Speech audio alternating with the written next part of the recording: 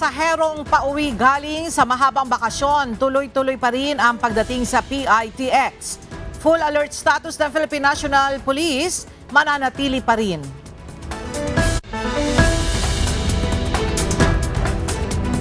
Reintegration support para sa mga repatriated OFWs isinagawa ngayong araw.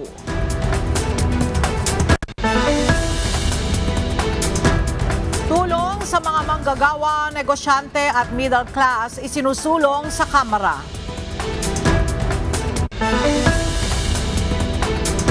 At PhilHealth Insurers at BFP Lady Firefighters nananatiling undefeated sa team standing sa pagpapatuloy ng UNTV Volleyball League Season 4.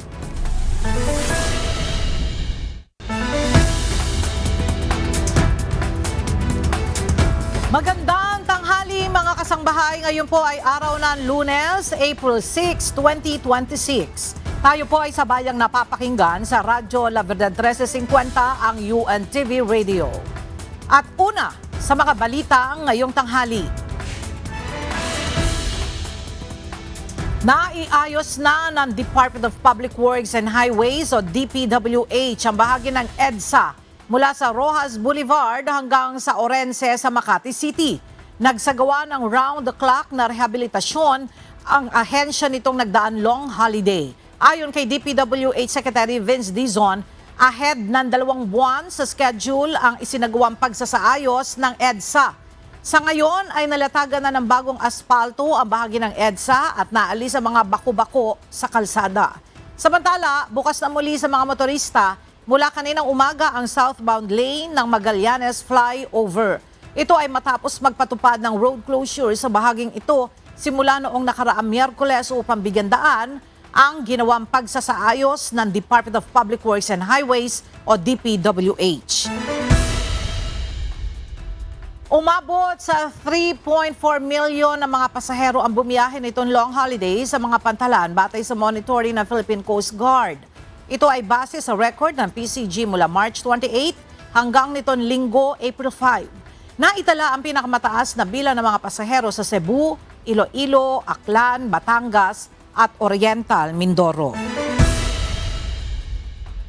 Patuloy ang pagdating ng mga pasahero sa Parañaque Integrated Terminal Exchange o PITX na nagmula sa pagbabakasyon sa iba't ibang probinsya. Ayon sa pamunuan ng PITX, inaasahan pa rin ang pagdagsa ng maraming pasahero ngayong araw sa pagbabalik sa Maynila. Para sa detalye, makibalita tayo kay Ryan Lacanlale live. Ryan, base sa projection ng PITX, ilan pa ang mga pasaherong inaasahan darating sa PITX ngayong araw mula sa long holiday? Ella, ayon sa pamunuan ng PITX, inaasahang nasa 180,000 hanggang 190,000 pa rin ang kanilang inaasahang pasahero na dadaan dito sa Parañaque Integrated Terminal Exchange. Sunod-sunod ang dating ng mga bus galing probinsya dito sa Parañaque Integrated Terminal Exchange simula kaninang umaga. Sa tala ng PITX, nasa 78,098 na ang foot traffic sa terminal as of 11 a.m. Sa ngayon, umabot na sa mahigit 2.6 million ang foot traffic simula noong March 22 hanggang kahapon April 5. Mas mataas ito kumpara sa 2.5 million noong sa kaparehas na holiday noong nakaraang taon. Kahit maraming pasahero ang mga motor taxi na ito, pila at nakatenga, nag-aantay ng dahil matagal ang kanilang booking. Daing nila tumutumal o matumal ang kanilang pasada dahil pinipili ng mga pasahero ang mga bus para makatipid. Sabi naman ng isang taxi driver, kahapon pa ng umaga siya pumapasada pero hanggang ngayon nasa 1,000 pa lang ang kanyang kita.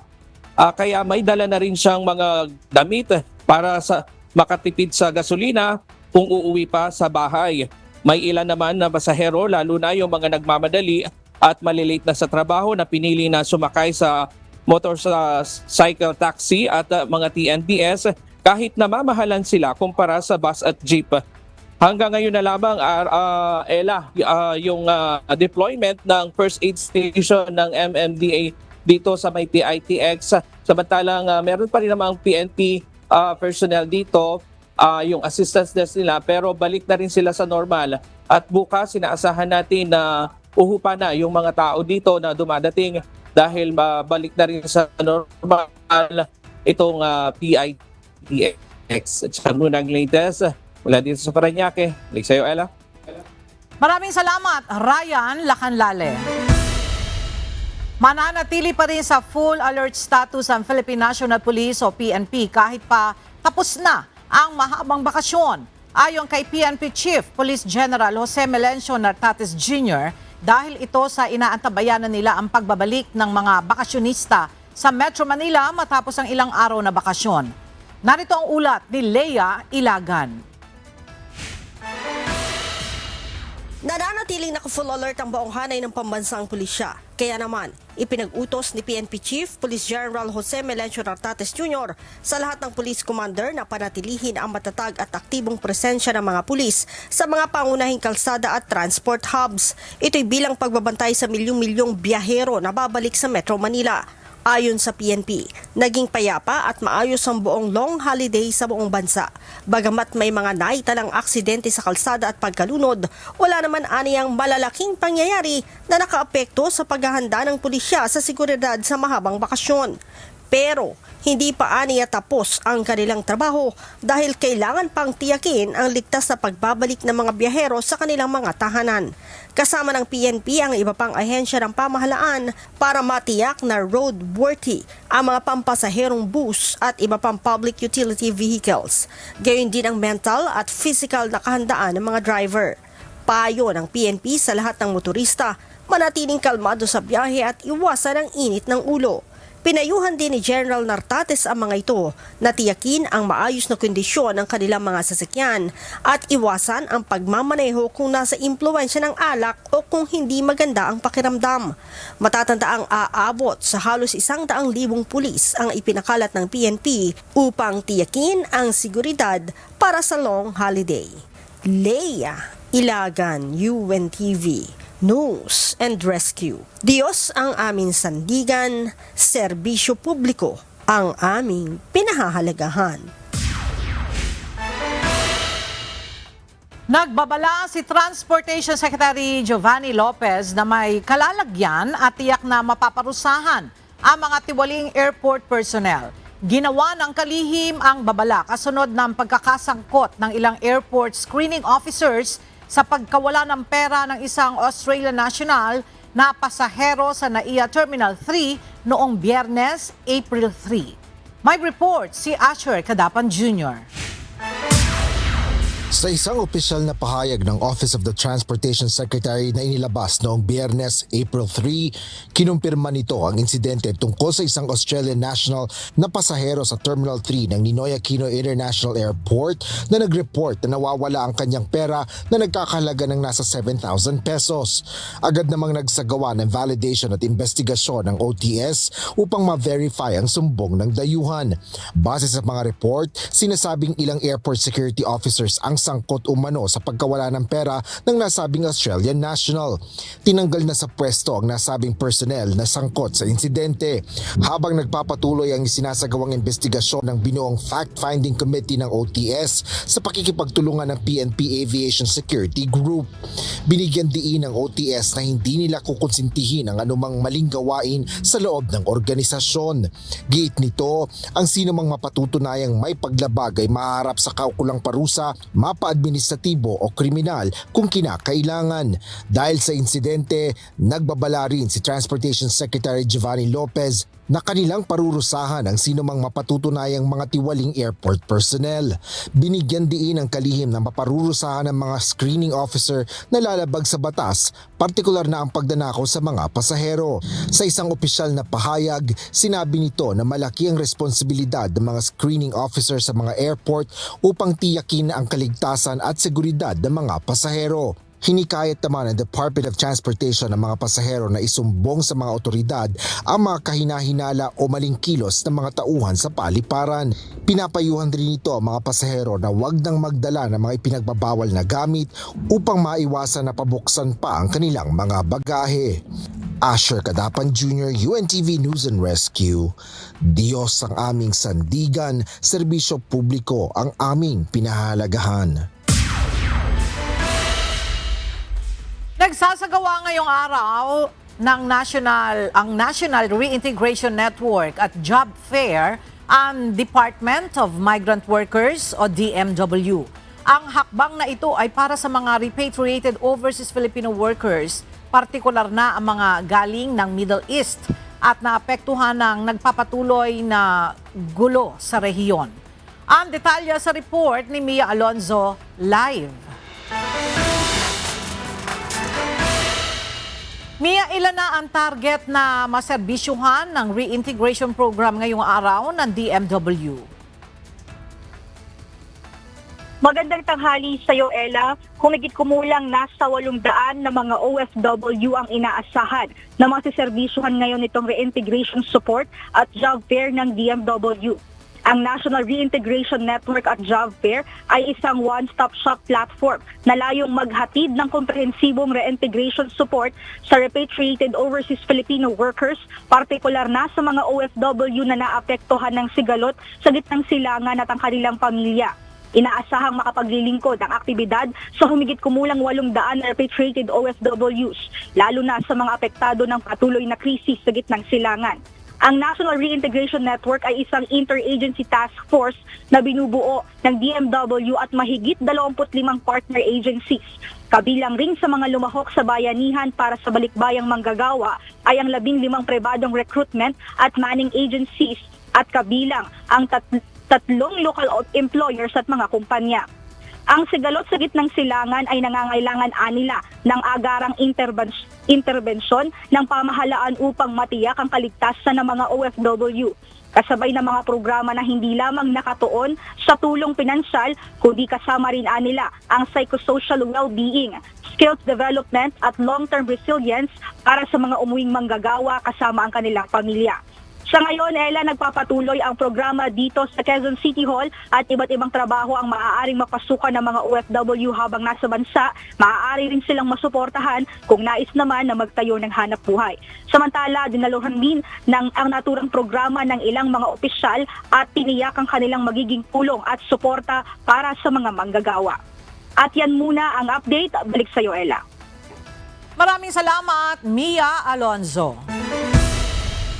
Pinuri ng ilang senador ang naging resulta ng pakikipag-ugnayan ng pamahalaan sa bansang Iran upang payagang makatawid ang mga oil shipment ng Pilipinas sa Strait of Hormuz. Malaking bagay nila ito upang kahit paano'y maibsan ang epekto sa bansa na nangyayaring gulo sa gitnang silangan. Narito ang report ni Jed Neresina. Isang malaking panalo para sa energy security ng Pilipinas. Ito ang naging reaksyon ng ilang senador matapos ang matagumpay na pakikipagkasundo ng Pilipinas sa Iran sa gitna ng tensyon sa Middle East. Pinuri ni Senate Protect Committee Chairperson Senator Sherwin Gatchalian ang Department of Foreign Affairs at Department of Energy sa mabilis na aksyon. Ayon sa senador, ang rutang ito ang viable path o solusyon upang mapataas ang fuel reserves ng bansa at maprotektahan ang mga consumer mula sa economic disruption. Sa kabila nito, iginiit ni Senator Gatchalian na itutuloy pa rin ng Senate Protect Committee ang mga contingency plan para sa mga kababayan nating apektado ng gyera sa gitnang silangan. Samantala, binigyang pugay rin ni Senate President Pro Tempore Panfilo Ping Lacson ang quiet diplomacy ni DFA Secretary Maria Teresa Lazaro. Binigyang diin ni Senator Lacson ang kahalagahan ng kasunduan dahil sa Strait of Hormuz dumadaan ang 80 hanggang 100% ng inaangkat na langis ng Pilipinas. Tinawag namang very welcome development ni Deputy Majority Leader Senator Joseph Victor J.V. Ejercito ang ginawang pakikipag-ugnayan sa Iran. Aniya umaasa siya na ang hakbang na ito ng pamahalaan ang makatutulong upang gumaan ang sitwasyon sa bansa. Ngunit bukod sa diplomasya, iginiit ng senador na kailangan din ng direktang aksyon sa loob ng bansa. Kaya't muli niyang binigyang diin ang panukala na suspendihin ang excise tax sa petrolyo upang mapababa ang pasanin ng mga sektor ng transportasyon at agrikultura. Binigyang diin naman ni Senator Joel Villanueva na hindi lamang ito tagumpay sa foreign policy, kundi isang direktang ginhawa para sa mga Pilipinong apektado ng krisis sa pandaigdigang merkado. Bukod dito, umaasa ang senador na makatutulong ito upang mapababa ang presyo ng petrolyo at bilihin sa bansa dahil sa mas maluwag na access sa supply ng langis mula sa Middle East. Magugunit ang hiniling ng Pilipinas na ituring itong non-hostile country ng Iran upang matiyak ang ligtas na pagdaan sa Strait of Hormuz ng mga barkong Pilipino at mga kargamentong langis. Bukod dito, mahalaga rin ito upang matiyak ang energy security ng Pilipinas at ang kaligtasan ng mga Pilipinong marino na nagtatrabaho sa nasabing lugar. Jed Neresina, UNTV News and Rescue. Diyos ang aming sandigan, serbisyo publiko ang aming pinahahalagahan. Isinusulong sa Kamara ang agapay sa hanapbuhay at operasyon ng negosyo package o Ahon Bill sa gitna ng nararanasang krisis ng bansa dulot ng nagpapatuloy na tensyon sa Middle East. Ayon sa sponsor ng panukala na si Manila 2nd District Representative Rolando Valeriano, Vice Chairperson ng House Committee on Ways and Means, kailangan ng iba pang solusyon sa kakaibang uri ng emergency na ito. Mula sa House of Representatives, may report si Rosalie Coz live. Rosalie, ano ang detalye sa panukalang ahon?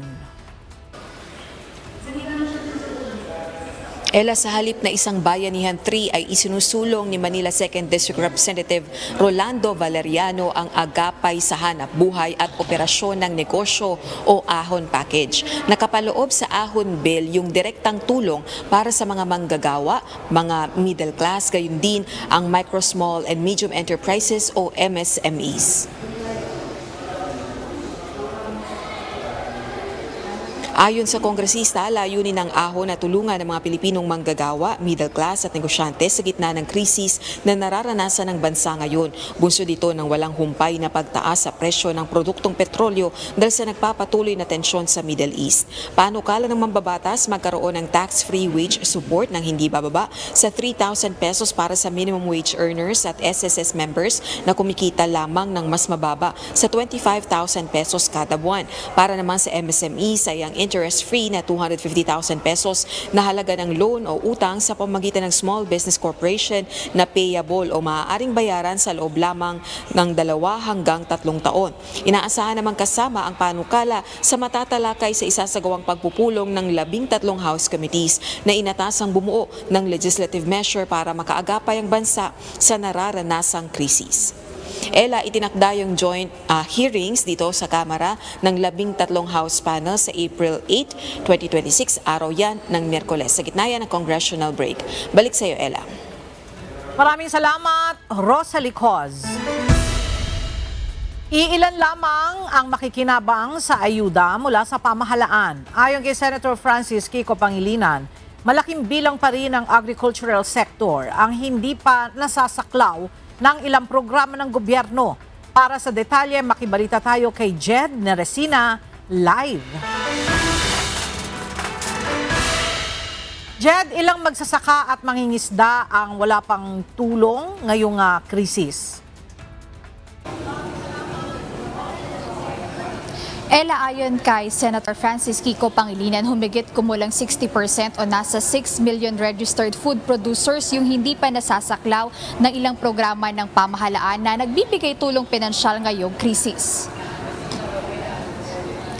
Habang patuloy ang gulo sa gitnang silangan at tumitindi ang hamon sa agricultural sector, tinukoy ni Senate Committee on Agriculture, Food and Agrarian Reform Chairperson Senator Pangilinan na 4.18 million lamang sa 10.76 million registered food producers ang maaaring makinabang sa 10 bilyong piso na presidential assistance to farmers and fisherfolk.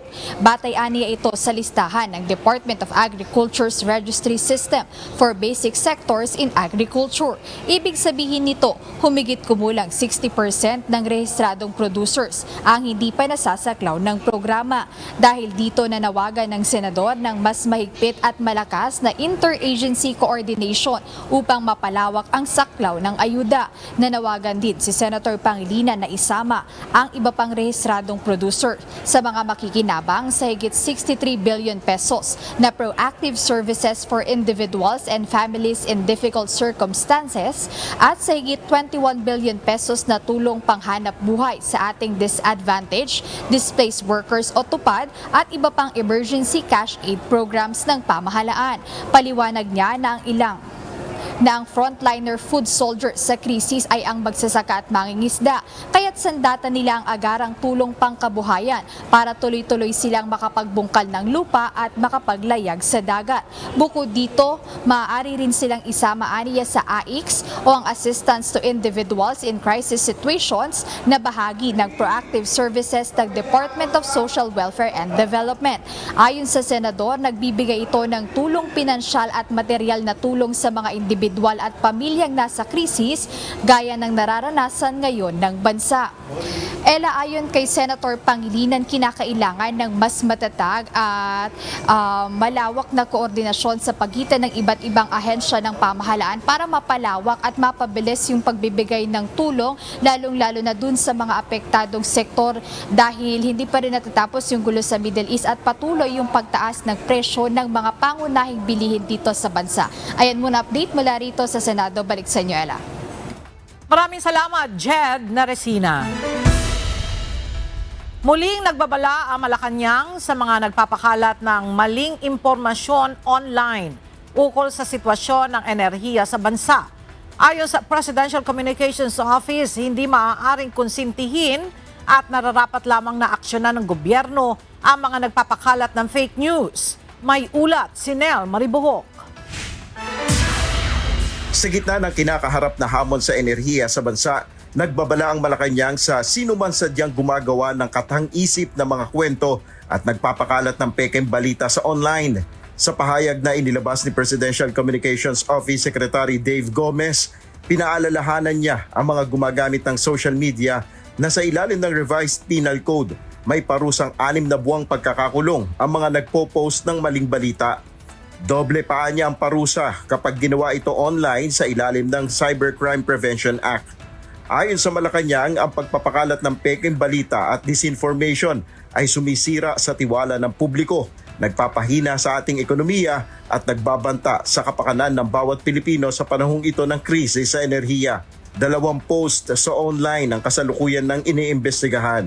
Una na rito ang post ukol sa umano'y energy lockdown na magsisimula sa April 20, 2026. Pangalawa ay ang umano'y pagpapatupad ng emergency lockdown sa bansa dahil sa COVID-19 Cicada variant na una ng pinabulaanan ng Department of Health. Ayon sa PCO, nakikipag-ugnayan na ang Anti-Fake News Desk sa Department of Justice ukol sa posibleng pagsasampa ng kaso laban sa mga hayagang nagpapakalat ng mapanlinlang na impormasyon. Dagdag ng palasyo, anumang pagtatangkang iligaw ang publiko tungkol sa seguridad, supply o presyo ng enerhiya para magdulot ng kalituhan ay ituturing na isang seryosong paglabag. Giit ni Secretary Gomez, mananatiling matatag ang pamahalaan sa pagbibigay ng malinaw, tumpak at napapanahong impormasyon tungkol sa mga usapin sa enerhiya.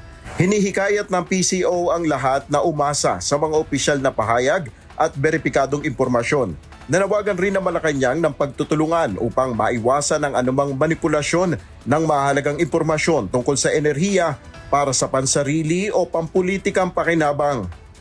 Nel Maribuhok, UNTV News and Rescue. Diyos ang aming sandigan, serbisyo publiko ang aming pinaalagahan. Hindi hahayaan ng Philippine National Police ang paglaganap ng fake news sa gitna ng nararanasang krisis sa langis. Kasunod ito ng pagkalat ng maling balita tungkol sa umano'y napipintong pagpapatupad ng energy lockdown. Ayon kay PNP Chief Police General Jose Melencio Nartates Jr., hahabulin nila at kakasuhan ang sinuman ang mga nasa likod ng pagpapakalat ng maling impormasyon. Anya, ang sitwasyon sa gitnang silangan ay isang seryosong usapin at anumang pagtatangkang pagsamantalahan ito upang magdulot ng hindi nararapat na panik sa publiko ay dapat tugunan at harapin. Naglabas ng paalala ngayong umaga ang Office of the Vice President ng kanilang pagsunod sa Memorandum Circular No. 114 o ang 4-day on-site work arrangement para makatipid sa konsumo ng enerhiya.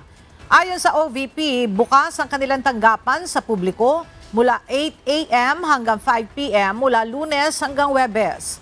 Tuwing Biyernes naman ay work from home arrangement ang mga OVP personnel. Gayunman, ang kanilang Central Records Unit ay nananatiling bukas para tumanggap ng mga dokumento. Binigyan diin ng isang independent policy analyst na ang dapat bantayan ng publiko sa pagdinig ng House Justice Committee sa reklamong impeachment laban kay Vice President Sara Duterte ay ang mga ebidensyang ipipresenta. Sa April 14, magsisimula na ang House panel na suriin ang mga ebidensya at testigo kaugnay ng mga alegasyon ng impeachable offense laban sa pangalawang Pangulo. May balita si Rosalie Coz. Dapat nakatutok sa paghimay ng mga ebidensya ang publiko sa nakataktang pagdinig ng House Justice Committee sa dalawang reklamong impeachment laban kay Vice President Sara Duterte. Ayon ito sa independent policy analyst, constitutionalist at senior fellow sa Ateneo School of Government na si Attorney Michael Henry Yusinko. Susuriin na ng House panel ang mga ebidensya at testigo kaugnay ng mga alegasyon ng maling paggamit umano ng confidential funds, matinding pagbabanta sa buhay ng Pangulo, First Lady at dating House Speaker, hindi maipaliwanag na yaman at umano'y panunuhol ng Vice Presidente. Ayon kay Attorney Yusinko, hindi dapat matabunan ang isyu ng pamumulitika at anyay pagpapapogi ng mga politiko. Kasi kung yung mga ebidensya ay wala namang koneksyon doon sa impeachable offense, then hindi dapat siya ma-impeach. Ang kailangan nila bantayan is kung yung ebidensya ba na yun, yung mga sinasabi, yung mga hinahain, ay nagpapatunay doon sa mga akusasyon na yung tungkol sa confidential funds, tungkol doon sa salin na hindi tama. These are the things na dapat tinututukan nila. Kaya lang natatabunan kasi dahil mas maraming namumulitika na mamabatas eh. Right? Mas maraming nagpapakitang gilas sa alam nila kesa dun sa talagang nakatutok dun sa paghimay kung ano yung hinahain na ebidensya. Ayon naman kay Bicol Saro Party List Representative Terry Ridon, miyembro ng House Justice Committee, bago matapos ang linggong ito, makakakuha na sila ng kopya ng mga dokumentong ipinapasapina ng House panel. Kabilang narito ang Statements of Assets, Liabilities and Net Worth o SALN, gayon din ang income tax returns ng pangalawang Pangulo at General Information Sheet sa mga kumpanyang iniuugnay dito at sa asawa nitong si Attorney Man Scarpio. As soon as lumapag naman po sa komite yung pong mga dokumento mula po sa mga ahensya po ng gobyerno katulad ng BIR, SEC at Ombudsman, particularly dito po sa mga SALN, tax documents, corporate documents po ng Pangalawang Pangulo, ni Attorney Man Scarpio at ng kanila pong mga kumpanya, magkakaroon naman po ng kopya immediately yung pong mga House members para makita rin po namin yung mga laman. Samantala, para naman sa ilan nating mga kababayan, dapat matugunan na ang mga aligasyon na impeachable offense laban sa pangalawang Pangulo. Bahala ng gobyerno sa kanya. Gobyerno nang bahala. Kung may kasalanan dapat. Oo, kailangan din patunayan nila talaga. Kung may kasalanan, dapat talagang Dapat talaga ma-impeach siya. Kasi hindi na paliwanag ng maayos yung ano niya eh. Akusasyon sa kanya eh. Ang iba naman, hindi na nakakatutok sa issue dahil inuuna ang pang-araw-araw nilang pangailangan. Hindi po eh. Kasi Busy po sa pagtitinda. Sa pag-aaral. Hindi na po ako nakakapanood masyado ng TV. Wala akong alam dun. Kasi araw-araw nagsay ko eh. Itinakda ang pagdinig ng House Justice Committee sa April 14, 22 at 29. Rosa Licos, UNTV News and Rescue. Diyos ang aming sandigan, serbisyo publiko ang aming pinahahalagahan. Ngayong araw, nakatakdang simula ng Sandigan Bayan ang pagdinig sa petisyong makapagpiyansa ni na dating Senador Ramon Bong Revilla Jr. at mga kapwa-akusado sa kasong malversation. Ngunit hindi agad nagsimula ang naturang pagdinig. Ang detalye sa report ni Ivan Alvarez live. Ivan, ano ang dahilan ng pagkaantala ng bail hearing? Kailan nais munang resolbahin ng korte itong mosyon na inihain ng prosekusyon na magdagdag ng mga ebidensyang gagamitin sa pagdinig bago mismo magsimula itong bail hearing. Alas 8:30 ng umaga sana, inaasahang magsisimula ang bail hearing sa kasong malversation ni na dating Senador Ramon Bong Revilla Jr. at mga kapwa-akusado mula sa Bulacan 1st District Engineering Office. Naantala ang pagdinig dahil sa motion to include additional documents ng prosekusyon o hiling na magdagdag ng ebidensya. Agad itong tinutulan ng abogado ng mga akusado dahil unfair o surprise umano ito sa kanila. Giniit ng mga ito, hindi ito kasama sa kumpara at napagkasunduan noong pre-trial at hindi rin kabilang ang mga dokumento sa mga isinumite na magkabilang panig. Idagdag pa na hindi agad sila nabigyan ng kopya ng mga dokumento. Paliwanag ng prosekusyon, hindi unfair o surprise ang mga ebidensya dahil reserved markings ang mga ito. Hindi kasi naging available agad sa kanila ang mga dokumento kaya ngayon lamang hinahabol na magamit bilang ebidensya. Matapos ang argumento ng parehong panig, napagdesisyonan ng maestrado ng Sandigan Bayan 3rd Division na payagang maidagdag sa pre-trial order ang mga dokumento. Bunsod nito, nag-recess muna ang korte upang bigyan ng pagkakataon ng prosekusyon na bigyan ng kopya ang defense team. Babala ng korte, hindi sila palaging magiging maluwag sa mga ganitong usapin. Anila sa mga susunod na pagdinig, hindi napapayagan ang reserved markings para magdagdag ng mga gagamiting ebidensya. Matatanda ang 10 araw ang ibinigay ng korte para sa bail hearing ng mga sangkot sa umano'y ghost flood control project sa Pandi, Bulacan na nagkakahalaga ng 92.8 million pesos. Sa ngayon, hindi pa napipirmahan yung pre-trial order na magiging guide ng korte sa pagdinig. Kaninang 9:45 ng umaga nag-recess at binigyan ng palugid ng korte hanggang 10:30 para maresolba itong mga issue ng pagdadagdag ng ebidensya. Ngunit hanggang ngayon, makalagpas na ang alas 12 ng tanghali ay nanatiling naka-recess ang korte. Samantala, inaasahan namang 2 testigo ang dala ngayon ng prosekusyon, isa mula sa National Bureau of Investigation at isa naman mula sa Department of Public Works and Highways. Yan muna ang update mula dito sa Sandigan Bayan. Break sa inyo dyan, Ella. Maraming salamat, Ivan Alvarez. Iimbestigahan na ng Philippine National Police Criminal Investigation and Detection Group at Directorate for Investigation and Detective Management ang umano'y illegal na pagresponde ng ilang mga pulis sa shooting incident sa Puerto Princesa City. Ipinag-utos din ng Chief PNP na alisin sa pwesto ang Chief of Police at City Director ng Puerto Princesa. Ang detalye mula sa report ni Lea Ilagan live. Lea, ilang pulis ang involved at ano ang direktiba ng PNP leadership sa mga sangkot? Magandang tanghali sa iyo, Ella. 6 na pulis ang sinasabing rumisponde ng walang paalam sa kanilang immediate supervisor. At sa 6 na pulis, 2 dito ang nabaril. Kaya naman, Ella, ipinagputos na ni PNP Chief Police General Jose Melencio Nartates Jr. sa Regional Director ng Police Regional Office Mimaropa ang pag-aresto at pagkulong sa 4 na iba pang pulis na tinukoy na rumisponde sa insidente ng pamaril noong Biyernes Santo o noong long holiday sa Barangay Irawan, Puerto Princesa City, Palawan na ikinasawi ng 3 individual. Kabilang sa mga nasawi ang 2 pulis at ang isang personnel ng Bureau of Corrections. Sa flag raising ceremony kanina dito sa Campo Grame, sinabi ni General Nartates na rumisponde ang mga pulis nang walang pahintulot ng kanilang hepe. Bukod dito, hindi daw naka-uniforme ang mga ito at sinasabing nakainom pa ng alak. Sinabi ni Chief PNP, malinaw na lumabag ang mga ito sa may iral na pulis procedure. Dagdag pa niya, maaari sanang maiwasan ang insidente kung maayos na nagabayan ng mga opisyal, partikular ng Chief of Police at ng City Director ang kanilang mga tauhan. Dahil dito, Ella, inatasan na ni PNP Chief ang Criminal Investigation and Detection Group at ang Directorate for Investigation and Detective Management o DIDM na magsagawa ng masusing investigasyon sa insidente.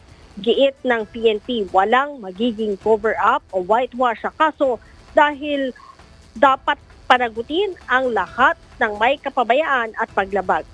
Bukod Ella sa Chief of Police, ipinatatanggal na rin sa pwesto ni Chief PNP ang City Director ng Puerto Princesa. Ella? Maraming salamat, Leia Ilagan.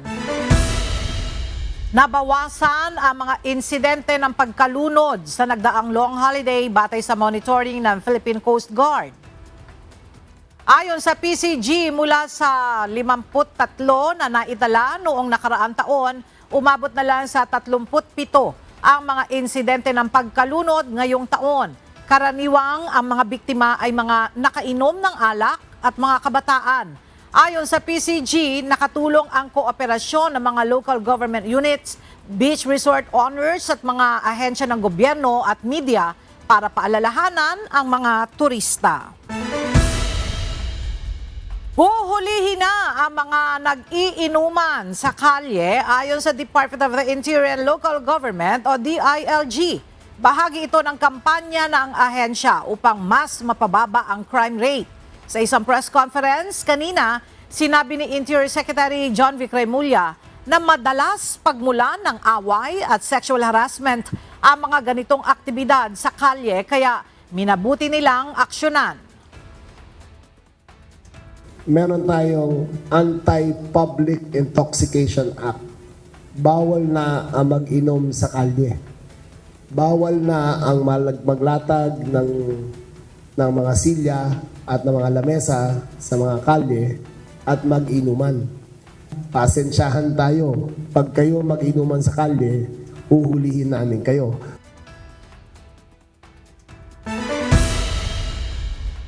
Patuloy na nangangamba ang mga residente ng Barangay Sacred Heart dahil sa nadiskubring imbakan ng krudo sa isang pasilidad sa lugar. Hinihintay naman ng pamunuan ng barangay at ng complainant ang aksyon ng Quezon City Government dito. Alamin natin ang update sa report ni Asher Cadapan Jr. live.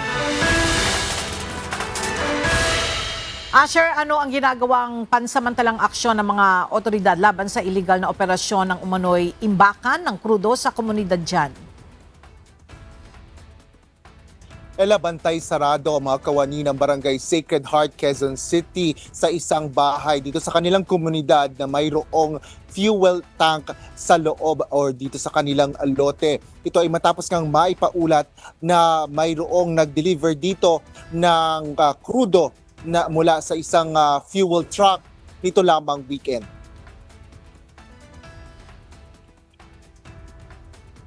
Walang permit o abiso ang operasyon ng pag-iimbak ng petrolyo sa isang bahay sa Barangay Sacred Heart, Quezon City. Ito ang kinumpirma ni Kapitana Camille Malik David matapos ang umano'y pagde-deliver ng diesel ng isang fuel truck dito sa naturang residential property. Nasa loob ng lote ang isang tangke na pinaglilipatan ng krudo mula sa fuel truck.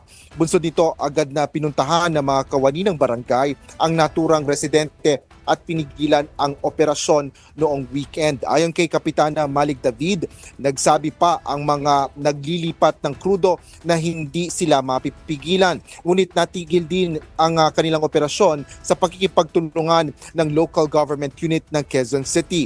Bukod sa LGU, napuntahan na rin ang lugar ng opisyal mismo ng Department of Energy, partikular na si DOE Undersecretary Felix Puentabella. Mag-aantay din po ako kung ano po yung gagawin. Pero right now, ang ginagawa po ng mga BPSO natin is lagi po nakamonitor po dun sa lugar. Siyempre, yung safety nga po ng residents natin. And nagpapalagay po tayo ng tao dun to monitor po dun sa kung may any activities po. So, we are waiting for the local government kung ano po yung sasabihin po sa atin. Isang formal na reklamo naman ang nakahandang ihain ng mga residente laban sa naturang iligal na operasyon ng pag-iimbak ng petrolyo. Takot kami, takatabi kami sa kabuhay namin, buhay ng kapitbahay, properties namin. Ano pong iba ang sunog, okay pa bahain ka. Huwag ka lang masunugan. Tsaka neighborhood, lahat against. Tsaka residential po eh.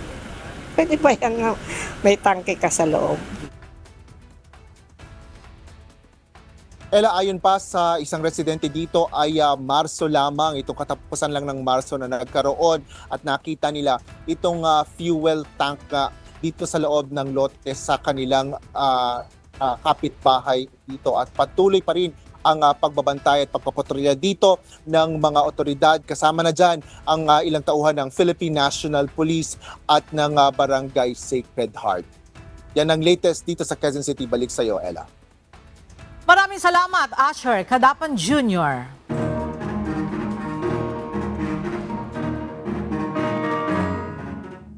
Tatlumput-dalawang mga bahay ang natupok sa sunog sa Sitio Ermita Proper, Barangay Ermita, Cebu City, Kamakalawa.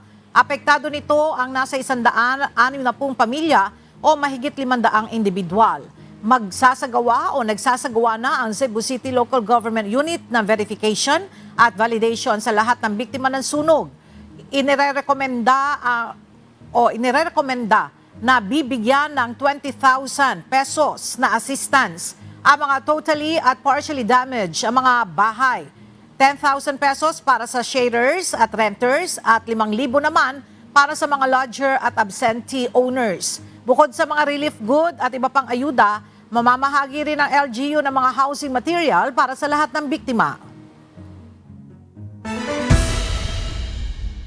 Nananatili ang mataas na aktibidad ng Bulkang Mayon sa Albay. Batay sa monitoring ng Philippine Institute of Volcanology and Seismology of PHIVOLCS sa nakalipas na 24 na oras, patuloy ang pagdaloy ng lava sa may Basud, Bonga at Miisi Gullies nito na may panaka-naka at mahinang Strombolian activity at panandalian lava fountaining. May naitalaring steaming na umaabot ng kalahating kilometro ang taas habang patuloy ang pamamaga ng bulkan. 4 na beses namang nagbuga ng abo ang Mount Canlaon sa Negros Island base sa monitoring ng PHIVOLCS sa nakalipas na isang araw. May naitalaring pagsingaw at plume na umabot ng mahigit 1 kilometro ang taas. Nakuna naman ng footage ang Mahim phreatic eruption sa main crater ng Taal Volcano kaninang alas 3 ng madaling araw. Patuloy na minomonitor ng PHIVOLCS ang aktibidad ng 3 bulkan.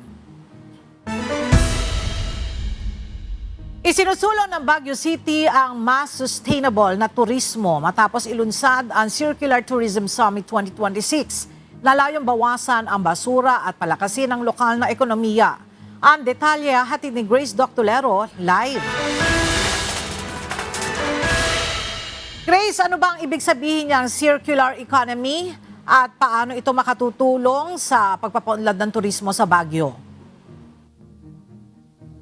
Yes, Ella, ang circular economy ay paraan ng pamamahala ng resources kung saan ginagamit at inuulit ang mga materyales upang mabawasan ang basura.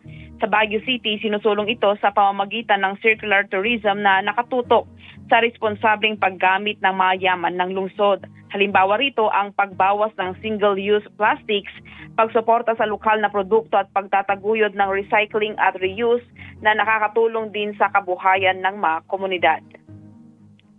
Layon ng inisyatiba na baguhin ang turismo sa pamamagitan ng mas responsableng paggamit ng resources at pagbawas ng basura. Pinangunahan ng pamahalaang lungsod ang summit na may temang Baguio Waving a Circular Tourism Ecosystem. Isinusulong dito ang use, reuse at regenerate bilang alternatibo sa take, make, use na modelo. Suportado ito ng United Nations Development Program at mga international partners. Ayon kay Mayor Benjamin Magalong, mahalaga ang kolektibong aksyon para sa kalikasan at ekonomiya. Ella, sa ngayon ay pinaghahandaan na ang mga proyektong nabuo sa summit na layong gawing huwaran ang Baguio City sa circular tourism. Yan muna ang balita. Balik sa'yo, Ella. Maraming salamat, Grace Doc Tolero.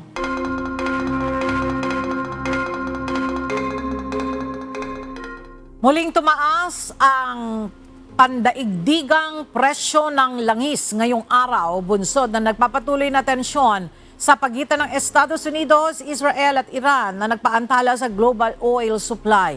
Umabot na sa $111.43 ang per barrel ng Brent crude, habang tumaas naman sa $114.57 ang kada bariles ng US West Texas Intermediate.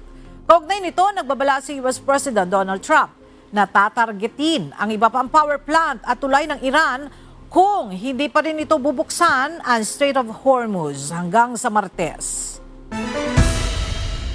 Napaulat na pinag-uusapan na ng Estados Unidos, Iran at ilang regional mediators ang two-phase deal para sa tuluyang pagtatapos ng tensyon sa Middle East.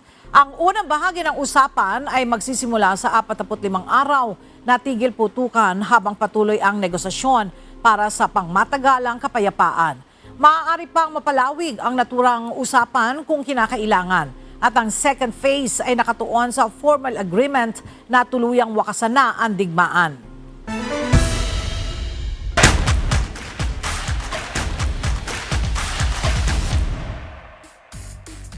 Sa pagpapatuloy ng umiinit na labanan sa UNTV Volleyball League Season 4, nanatiling matatag sa team standing ang PhilHealth Insurers at BFP Lady Firefighters. Samantala, nagpamalas naman ng matinding reverse sweep reverse sweep ang NHA Home Masters matapos talunin ang DFA emissary sa kanilang naging laro noong Miyerkules. Narito ang report ni Mia Alonzo. Matinding aksyon, intense rallies at dominasyon sa court ang naging tapatan noong Miyerkules sa naging laro sa UNTV Volleyball League. Sa first set, agad na ipinakita ng PhilHealth Health Insurers ang kanilang dominasyon kontra MMDA Lady Spikers. Naging mabilis at epektibo ang kanilang mga atake, depensa at opensiba na nagbigay ng maagang momentum sa game. Tuloy-tuloy ang kontrol ng kuponan sa court at halos hindi na nabigyan ng pagkakataon ang MMDA na makabawi. Tuluyan nilang naisara ang laban sa isang malinis na 3-0 sweep sa score na 25-11, 25-9 at 25-16 na nagpatibay sa kanilang posisyon sa team standings. Itinanghal na best player of the game si Criselda Rondina mula sa kanyang 12 attacks at isang service ace na nagresulta sa score na 13 points. Kami, nire-respeto namin bawat team.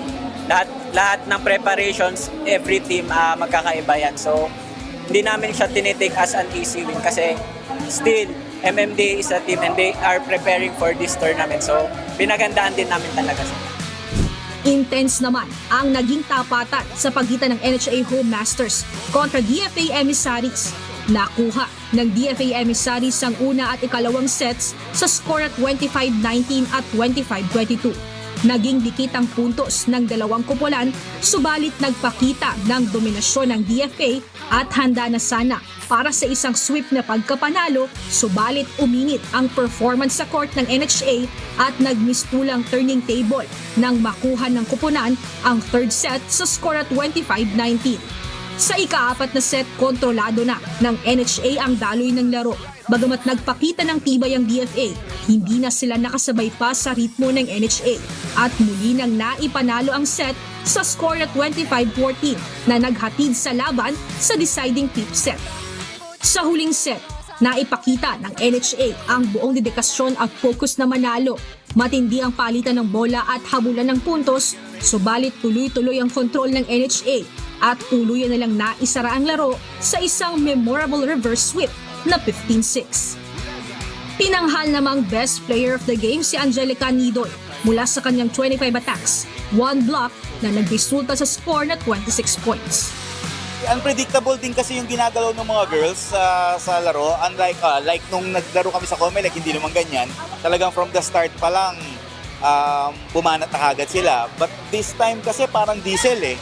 Natulog or ano, hindi ko alam. Ayun nga, the term, natulog na naman. Natulog din, nabuhay. Yun.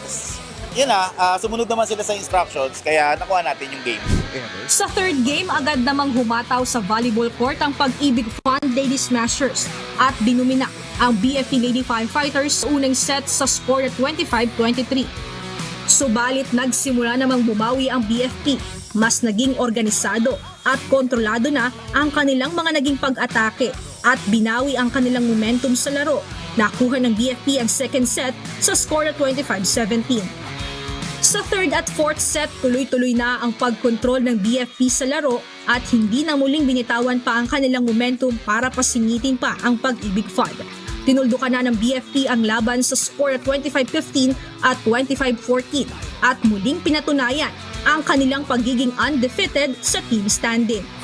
Muling tinanghal na best player of the game si Gang Abellana mula sa kanyang 16 attacks, 2 blocks na nagresulta sa score na 18 points. Ang plano po talaga is wag natin i-underestimate yung kalaban. Which is nakita namin nung una, kaya mababa yung intensity, hindi namin alam kung ano bang mindset na meron sila. So ibig sabihin, sinabihan ulit namin sila, pinaalala namin sa kanila na hindi tayo pwede magkampante kasi nasa elimination spot. Kaya naman patuloy na abangan ang diskarte ng depensa at opensiba ng mga kupunan sa pagpapatuloy ng labanan sa UVL Season 4. Abangan sa April 8 ang muling pagsabak ng bawat ahensya ng pamahalaan sa tag-isa ng galing sa volleyball. Sa unang match, magtatagpo ang AFP Lady Gunner kontra PhilHealth Health Insurers sa ganap na alas 12 ng tanghali at susundan ito ng paghaharap ng NHA Home Masters kontra DENR Lawin Spikers ng alas 2 ng hapon. Tutukan ang paghaharap ng mga kupunan sa nag-iisang liga ng public servants. Abangan ang exciting volleyball action via live streaming sa Facebook at YouTube channel ng UNTV Sports. Win in sports, win for charity. Mia Alonso, UNTV News and Rescue. Diyos ang aming sandigan, serbisyo publiko ang aming pinahahalagahan.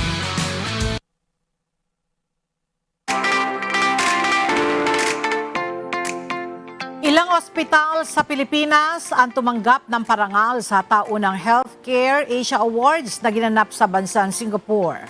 Ang nasabing karangalan ay pagkilala sa mga makabagong inisyatibo ng mga ospital upang mas mapagbuti ang pagbibigay ng serbisyo medikal sa publiko. Ang detalye hatid ng ulat ni Annie Mansilla.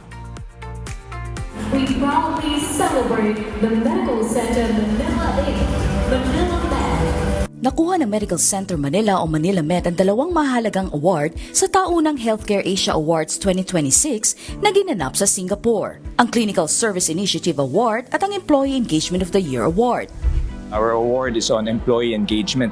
So basically what we've been doing in Manila Med is to make sure that our employees are engaged on all levels, not just in their profession, but even in their personal lives. We provide training programs, we provide opportunities for them to come out of their shells so that they become better people. Partikular na kinilala ang kanilang Pulmonary Embolism Response Team o PERT na natatangi sa Pilipinas. Ang PERT ay isang inisyatibo para sa mabilis na pagtugon sa pulmonary embolism diagnosis at treatment. After the success of the Pulmonary Embolism Response Team, or what we call the PERT, we saw that collaboration and teamwork can help save lives. So other programs have stemmed out of the initial program. So what is the next step is what we call ALERT, Acute Limb Ischemia Emergency Response Team. This is for patients suffering from acute blood loss or stoppage of blood flow anywhere from the limbs, extremities, usually upper and lower extremities. So these are very challenging to manage. So a multidisciplinary approach is really the way to go. So as shown by the success of the PERT. Naniniwalang Manila Med na ang susi sa dekalidad na healthcare system ay nasa pagpapalakas sa staff at empleyado. To all our clients, to all our patients, to all referring hospitals, Our pulmonary embolism response team is available 24/7. You can bring your patients to us and the team will be able to accommodate all the patients, stable or unstable. Isa rin sa pinarangalan ang Capitol Medical Center na nakakuha ng Patient Safety Initiative of the Year Award para naman sa kanilang inisyatibo na mapigilan ang mga insidente ng pagkahulog ng mga pasyente sa kanilang General Nursing Unit. There is really a significant things that we need to do in order to protect our patient from falling.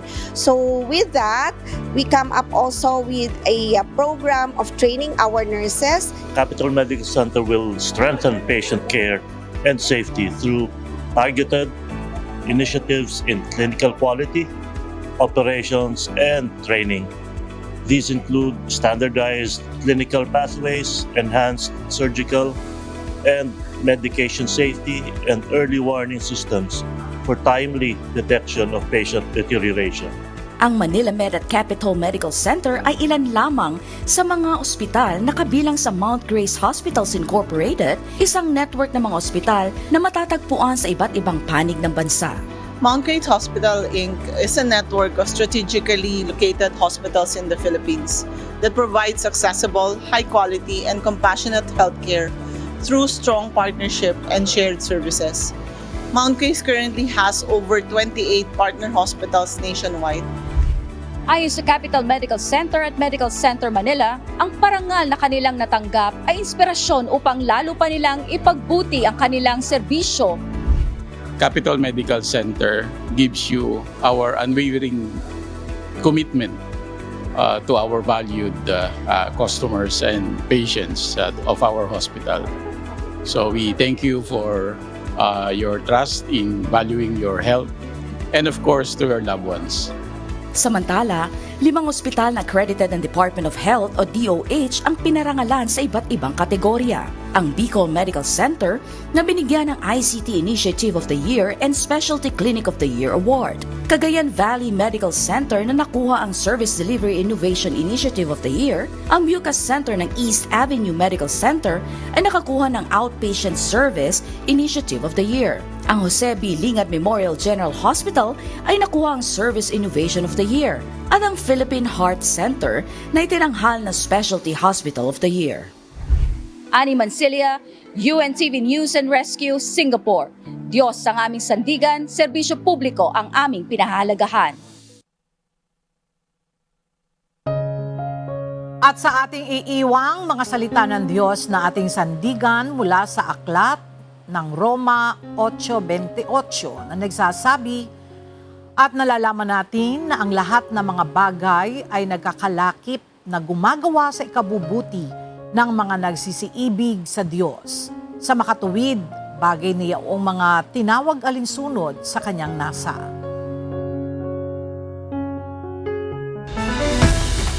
At yan ang mga balitang aming tinutukan at inaksyonan dahil sa aming pagbabalita, una ang pagkalinga sa kapwa. UNTV News may balita saan man panig ng daigdig. At dito sa UNTV, Diyos ang aming sandigan, serbisyo publiko ang aming pinahalagahan. Magandang tanghali at salamat sa Diyos.